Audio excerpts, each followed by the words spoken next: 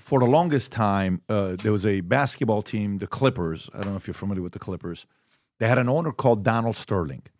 And Donald Sterling, there was clips of him being racist, comments he made, dropping the N-word, I think. Rob, you know what I'm saying? You've seen the clips where he's saying words and he talked about them in a very disrespectful manner, many racist comments. And he was banned from the NBA for life and fined $2.5 million. So every time you thought about the Clippers, you thought about him. This is Donald Sterling. And nobody wanted to play for them. Black players who were there, they didn't want to play for them. And they had a pretty good team. They didn't want to play for him. NBA forces him to sell. He sells it, I think, for like $2 billion. And a guy named Steve Ballmer. Steve Ballmer is the number 5 employee from Microsoft, worth $150 billion today. He comes in, he buys the Clippers in 2014, 2015. Rob, I don't know what the year it is. He cleans house when he comes in. Now it's a great organization. Things are great. Things are smooth. There's no issues. And Clippers make a comeback, and it's actually a fun team to watch. I don't know if they're no longer right now, but they made a good run at what they did. Okay.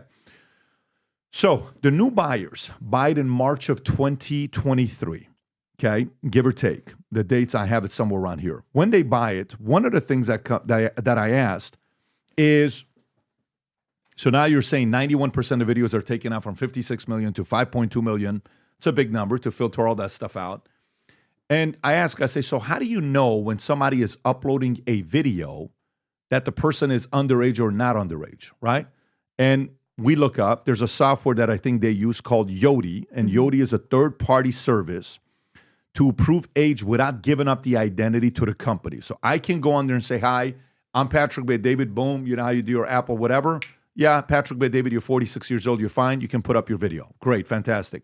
Nope, you're 15 years old, you can't put up your video, cannot be uploaded. Great. All right. So that is headed in the right direction if this thing is going to stay on. That's the progress. Question I ask is, how do you go back? But they didn't start doing that. So say they bought it in March of 2023. I have the emails where they're telling their users, it is only in September 3rd of 2024 when they started. Yoti? When they started requiring the age and consent verification of the individuals in the videos. Prior to that, after December, the big takedown in December, after the New York Times article. So for 18 months, they're not requiring age of people in videos. In the video. So they only required the age of the uploader. I got it. So that's September. So that's just 2 months ago. Yes. And even... Is this documented that they I have the emails right here. Let me show you. I will show it to you right now. So Yoti, can you pull up, when did PornHub start using Yoti? New videos uploaded as of September 3rd, 2024 onward will only be published if IDs and proof of consent have been submitted and approved for all co-performers featured in the content. So prior to this... Who is approving that? Who? Who does that? Is it? Yoti does this service Yoti for them. does that. Yes. But before that, let me just tell you, they were only requiring the ID of the uploader. So remember I told you I tested the system in February 2020. There's 4 people in the video. I'm the one that's uploading the video. You only check me, but the 3 other people that are in the video, you're not verifying them, but the video gets through and it's on there. Okay, now let me give you an example on why that doesn't work. There is a man named Rocky Shea Franklin in Alabama who raped a 12-year-old boy. He drugged him, he overpowered him, and he raped him. And he took 23 of those assault videos and he uploaded them to PornHub. At the time, they were being sold as pay-to-download content on the site. Rocky Shea Franklin's in prison for 40 years. You can look it up. You can Google Rocky Shea Franklin for 40 years in prison for what he did. He was a verified uploader, okay? What? We have the picture of Rocky. We know what his PornHub username was. He's not the only one. Multiple victims who are suing PornHub today had their abuse, whether it's adult rape or trafficking or child exploitation, uploaded by verified uploaders. So we know that does not stop. And they knew that upon acquiring the company, they knew that just requiring the ID of the uploader does not solve this problem. Yet they allowed those 5.2 million videos, right? So those were videos where the uploader would have been verified, but not the individuals in the videos themselves. They only started to require that in September. So Ethical Capital Partners went that many months profiting from, and I say profiting from because this is free porn, but it is highly monetized porn. Every video has ads around it. Today they sell 4 billion ad impressions on Pornhub and its sister sites every single day. Well, if you look at the estimated revenue, 2022 was $468 million. 2023 was around $500 million. 2024, it could be between $450 to $550 million, according to some of the numbers that we see. Okay, so they started using Yodi of everybody in the video a month before they came on the podcast, because they came on October 4th. You were saying September 3rd? September 3rd, 2024 is when they started doing this. And they even then sent a follow-up email to say, I know this is going to cause friction, right? It's going to be a more difficult process to upload. But what we're going to do is we're going to create a loophole for you. So let me show you another email. Is that an article, Rob, that shows what they're using? Is that the announces biometric technology to verify users? Yes. This is February 3rd, 2021 from Vice. And in it, they mention Yodi right down here. For uploaders. It's for uploaders. So for uploaders, they started in 2021. Yes.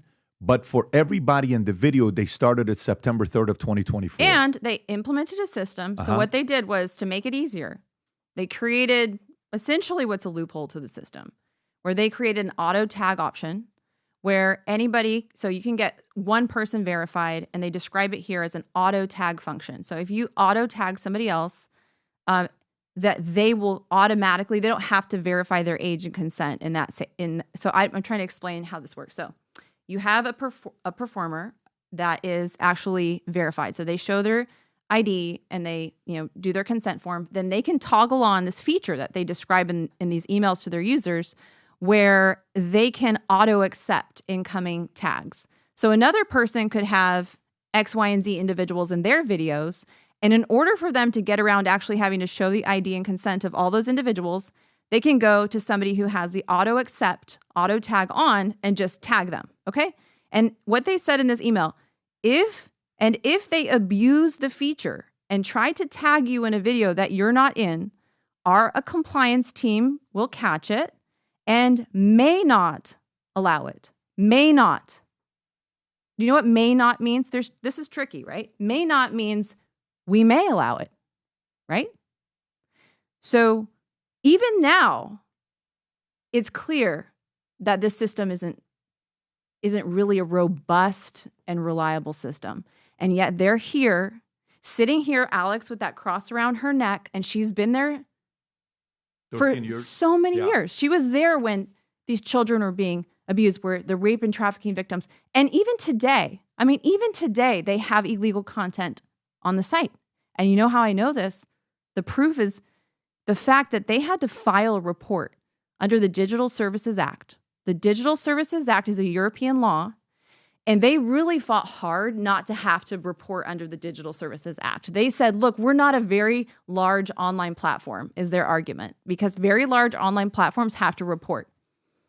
And they actually did, and they had to report how many videos that they took down that were illegal content.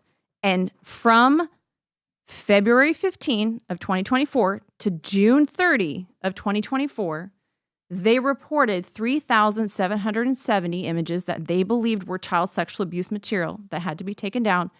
And over 8,679, I think was the number, of non-consensual and adult rape videos. So that's averaging about 1,000 children and 2,000 adults per month, because this was 4.5 months, that they had to disclose. And that's not counting 300,000 videos that they just lumped in under general terms of service violations. General terms. You're going to think I'm crazy when I tell you this, but the last 13 and a half years, I've been working on my first fiction book to write, ever. Fiction book to write. And while I finished this book a year ago, I got the strangest phone call about one of the characters in the book, where the guy wanted to meet with me, and he read the book. And afterwards is like, wait a minute, am I the villain in the book? This is a story about a character named Asher, who is half Armenian, half Assyrian, whose father was involved in the Iranian Revolution, linked to Savak, working with the Shah, that they escape and he gets recruited to a secret society. Well, when you go to the secret society, it's been around for a couple thousand years. They've developed some of the craziest leaders of all time. And they test you. There's unique tests that they have at this society where they test to see your emotional mental toughness. One of the tests that they have is very rigorous. It's purely mental. Of course, there's a physical one, but one is mental and emotional. If you're Armenian, if you're Syrian, if you're Persian, this is a book you're going to be reading and saying, holy moly, this is the kind of stuff you talk about in here? Yes. If you're somebody that's fascinated by history, this is a book for you. Characters. There's a technology that this society, secret society, builds where you go into a vault. I won't spoil it for you. When you go down, they have a technology where you get to sit down and watch and have a 3-4 hour conversation with Tupac. You can set up a debate between Karl Marx and Ayn Rand. Karl Marx is in the book, who wrote Communist Manifesto. Ayn Rand, who wrote Atlas Shrugged, is in the book. Marilyn Monroe explains the concept of seduction and sex in the book. When you read the book, it's about development of the next leaders in the world and how they do it and how they've been doing it for many years. And it's also about how to prevent the end of civilization and how this organization goes about doing it. So, I've never written a parenting book before, but if I ever wrote a parenting book, this is the closest thing to it because it's all mindset, a lot of crazy stories. Again, 13 and a half years. Trust me, I told myself I will not publish this book until I sell my insurance company and I'm fully disconnected from it, where it's no longer my responsibility 100%. When you read this, if you're a creative person, if you like fiction books, if you enjoyed Atlas Shrugged, or if you enjoy Divergent, if you like books like that, I think you're going to enjoy reading this book. It's the creative side. Business books is very easy. Here's how you do it. Here's how this how it works. This is very creative. If you haven't placed the order yet, now you can order it on Simon & Schuster, Amazon. I'm going to put the link up below somewhere here, maybe even in my profile. Go order the book and read it. I've never written a book where I can't wait to read your reviews to see what you think about this book. So I'm going on this wild journey and we have some plans with this book here. If you support the things that I work on, I would appreciate you going and reading the book, order the book on Amazon, and then post a review. If you enjoyed this video, you want to watch more videos like this, click here. And if you want to watch the entire podcast, click here.